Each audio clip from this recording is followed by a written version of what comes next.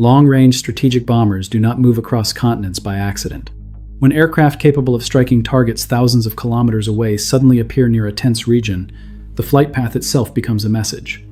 The recent deployment of American B-52 Stratofortress bombers toward the vicinity of Iran is one of those moments where the aircraft matter less than the signal they carry. Strategic bombers are not only weapons, they are communication tools inside the global system of military deterrence. When a government wants to send a message without firing a missile, it often moves capabilities that are visible, recognizable, and difficult to misinterpret. A B-52 fits all three categories. To understand the significance of such a deployment, it helps to start with a simple concept used in military strategy: deterrence signaling. Deterrence means influencing an opponent's decisions by convincing them that certain actions will trigger consequences they cannot accept. Instead of stopping an action through force, deterrence attempts to prevent it by making the risks obvious in advance. But deterrence only works if the signal is clear. Moving a strategic bomber force is one of the clearest signals available to a military power. These aircraft are large, slow compared to modern fighters, and easily tracked by radar systems and satellites. Their movements are rarely hidden. In fact, they are often designed to be seen. That visibility is intentional. The B-52 is capable of carrying large quantities of precision-guided bombs and long-range cruise missiles. Cruise missiles are weapons that can fly hundreds or even thousands of kilometers while navigating around defenses before striking a target. A single bomber can launch multiple such weapons without entering heavily defended airspace. Because of this capability, the presence of B-52 bombers near a region changes the strategic environment even before any conflict begins. When they move closer to a theater of tension, several messages are sent at the same time. First, the deployment signals that military planners are preparing options. Strategic bombers are part of the early stages of escalation planning because they can respond quickly to orders and strike a wide range of targets. Second, the aircraft demonstrate reach. A B-52 can fly long distances and operate far from its home base when supported by aerial refueling. That range allows the United States to project military power into distant regions without permanently stationing large forces there. Third, bomber deployments are meant to influence calculations inside an adversary's decision-making system. Military leaders analyzing the situation must consider new risks. Air defense systems must track additional aircraft. Strategic facilities become more vulnerable. The cost of escalation begins to rise. This dynamic explains why bomber movements often occur during periods of tension rather than active war. They are part of the pre-conflict signaling process, designed to stabilize a situation by making potential consequences more visible. In the case of Iran, the strategic context surrounding the region makes such signaling particularly significant. The Persian Gulf sits near one of the most important energy corridors in the global economy. Oil shipments from multiple countries move through narrow maritime passages before reaching international markets. Military activity in this region, therefore, affects not only local security, but also global energy stability. Iran also maintains a network of missile systems, naval forces, and regional partners capable of influencing the security environment across the Middle East. That combination of capabilities means that tensions involving Iran can quickly affect shipping lanes, military bases, and energy infrastructure across the wider region. Because of this interconnected system, signaling plays a major role in crisis management. When bombers appear near the theater, analysts inside governments, military headquarters, and intelligence agencies begin evaluating what the movement might mean. They examine flight paths, deployment locations, support aircraft, and regional force posture. Each of these details helps reveal whether the aircraft are simply conducting routine operations or participating in a larger strategic message. The deployment of B-52 bombers toward the region therefore represents more than a routine flight. It is a visible reminder that long-range strike capabilities can be brought into the theater quickly if tensions escalate. And understanding why those aircraft still carry such strategic weight requires examining the platform itself. The B-52 Stratofortress first entered service in 1955. That makes it older than many of the pilots who fly it today. Yet despite the age of the design, the aircraft remains one of the most important instruments of American long-range military power. At first glance, this may seem surprising. Military aviation has changed dramatically since the Cold War. Modern air forces operate stealth aircraft, advanced drones, and precision weapons guided by satellites and sensors. So why would a bomber designed in the early years of the jet age still play a central role in strategic deployments? The answer lies in the type of capability the aircraft provides. The B-52 was designed as a strategic bomber, meaning an aircraft built to carry large weapon loads over intercontinental distances. Unlike tactical aircraft, which support forces on the battlefield, strategic bombers are meant to influence conflicts at a much larger scale. Their mission is not simply to attack targets. Their mission is to shape the strategic environment. To understand why the B-52 still matters, three characteristics are particularly important: payload capacity, operational range, and standoff strike capability. The first is payload capacity. A payload is the amount of weapons an aircraft can carry. The B-52 remains one of the largest payload carriers in the world. It can transport more than 30 tons of bombs and missiles depending on the mission configuration. This allows a single aircraft to perform roles that would otherwise require multiple smaller platforms. Precision-guided bombs, naval mines, long-range cruise missiles, and other specialized weapons can all be carried by the same aircraft. From a strategic perspective, that flexibility gives military planners options. Different weapon types can be selected depending on the objectives of the mission. The second characteristic is operational range. The B-52 can travel thousands of kilometers without landing.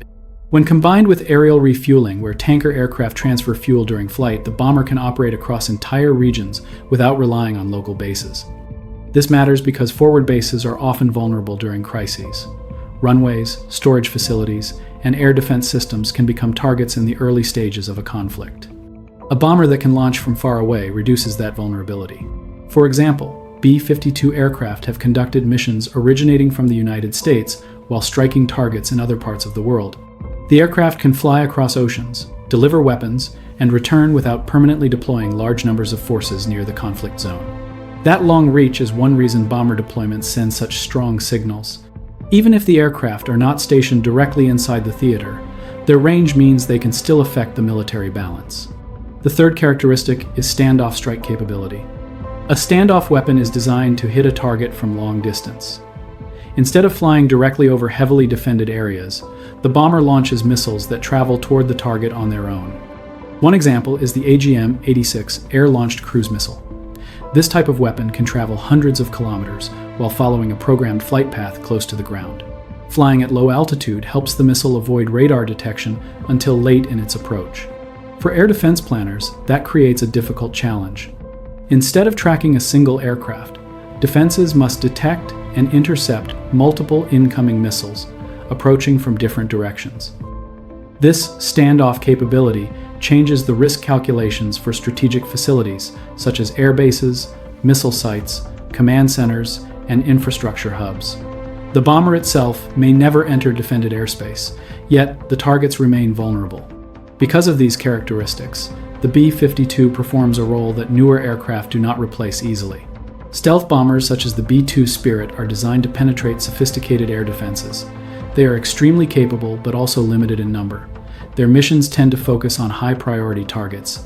The B-52, by contrast, functions as a high-capacity launch platform. It can carry large quantities of standoff weapons and deploy them over wide areas. In many scenarios, the two types of bombers operate together, combining stealth penetration with long-range missile strikes. Another reason the B-52 remains valuable is reliability. Over decades of service, the aircraft has undergone extensive modernization. Avionics systems, targeting sensors, communication equipment, and weapons interfaces have all been upgraded multiple times. These updates allow the aircraft to integrate with modern satellite navigation systems and digital command networks. As a result, the airframe may be old, but the technology operating inside it continues to evolve. For strategic planners, reliability matters. An aircraft with a long service history and well-understood maintenance requirements can be deployed quickly during periods of tension. And when the aircraft appears near a region like the Persian Gulf, it signals something important. It signals that long-range strike capacity is now part of the regional military equation. But the bomber itself is only one component of a much larger system of deterrence operating around Iran. Understanding that system requires looking at the broader network of forces positioned across the region. Strategic bombers do not operate in isolation. When aircraft like the B-52 Stratofortress appear near the Middle East, they become one layer inside a much larger deterrence architecture that has developed around Iran over several decades. This architecture includes air bases, naval forces, missile defenses, intelligence systems, and allied military partnerships distributed across the Persian Gulf region. Each component plays a specific role in shaping the strategic balance.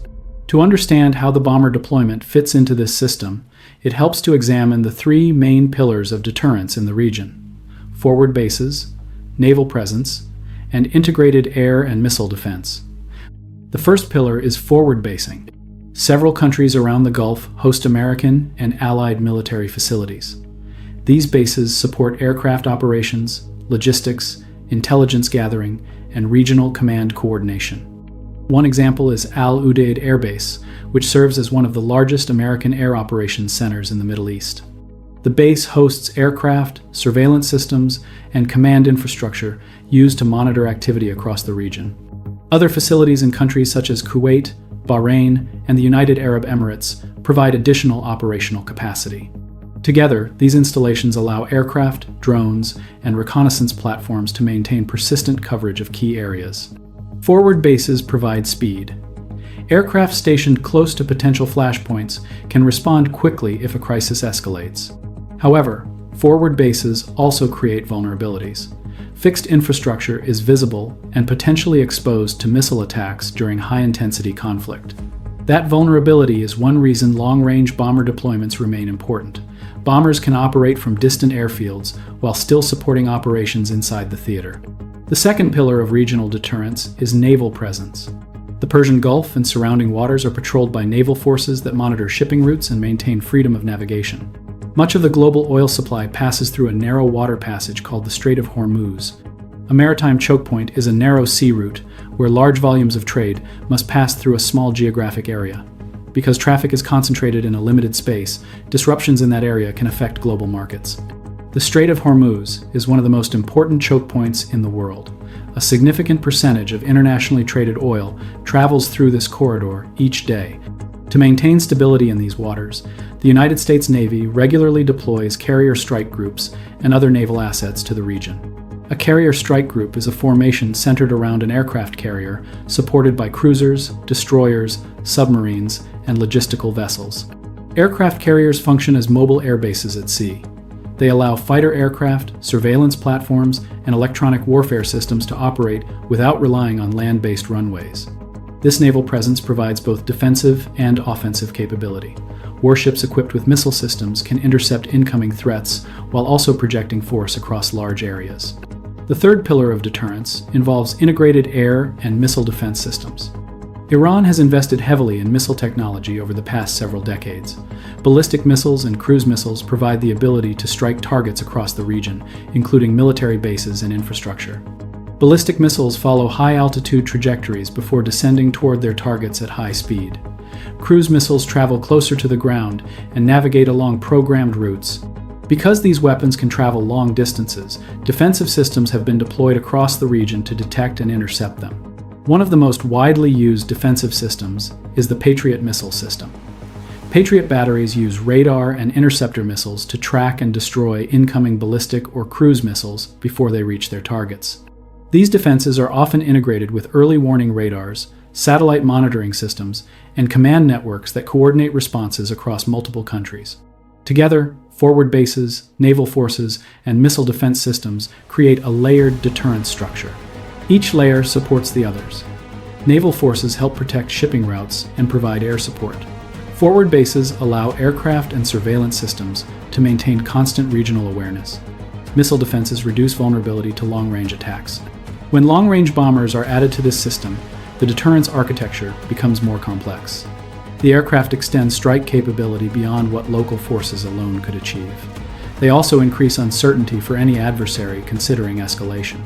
Military planners analyzing the regional environment must now account for additional long-range strike platforms capable of launching precision weapons from outside defended airspace. This layered system explains why bomber deployments are rarely interpreted as isolated events. Instead, they are understood as adjustments inside a larger strategic framework designed to maintain stability in a region where multiple military capabilities overlap. But the movement of strategic bombers still raises an important question. If the aircraft are part of a deterrence system, what specific message is being sent by their deployment?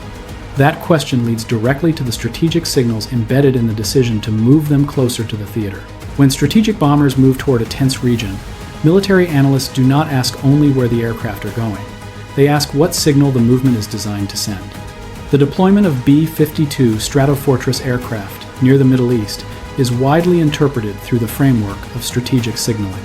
In military strategy, signaling refers to actions taken to communicate capability, readiness, and intent without directly using force. Aircraft deployments are among the clearest forms of this communication because they are visible, trackable, and difficult to misunderstand. When such aircraft appear near Iran, several strategic messages are typically being transmitted at the same time. The first message is deterrence. Deterrence is the attempt to prevent an action by making the potential cost of that action obvious. In this context, the presence of long-range bombers signals that a wide range of military targets could be reached quickly if escalation occurs. Strategic bombers are designed to hold high-value targets at risk. These targets can include air bases, missile launch facilities, command centers, and infrastructure supporting military operations.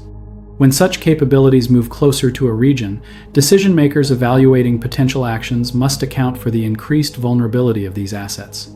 The signal is not delivered through words. It is delivered through the visible presence of capability.